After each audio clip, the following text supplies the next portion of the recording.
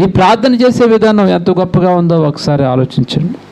నేను ప్రార్థన చేయగా నా ప్రార్థనను నువ్వు విని ఆలకించి అంగీకరించి ఉన్నావు అంటే, ప్రార్థన చేస్తున్నప్పుడే ఆ భక్తుడు ఏం ఆలోచిస్తున్నాడు అంటే, దేవుడు నా ప్రార్థనను అంగీకరిస్తాడని ఆలోచిస్తూ ఉన్నాడు. మనం ప్రభువైన యేసుక్రీస్తు వారిని కూడా గమనించినట్లయితే, ప్రభువైన యేసుక్రీస్తు వారు ప్రార్థన చేయుచున్నప్పుడు ఎలాగూ చెప్పడం మనం వింటాం. ఏమంటున్నాడు ప్రభు?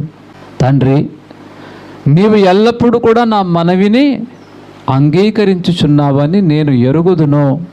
అంటే మనం ఎలాగ ప్రార్థన చేయాలి? ప్రభువైన యేసుక్రీస్తు వారు మనకు తెలియజేసినటువంటి విధానం ఏమిటి? ఇదిగో మీకు తండ్రి అనుగ్రహించాడని మీరు ప్రార్థన చేయండి. మీరు పొందుకున్నట్లుగా ప్రార్థన చేయండి.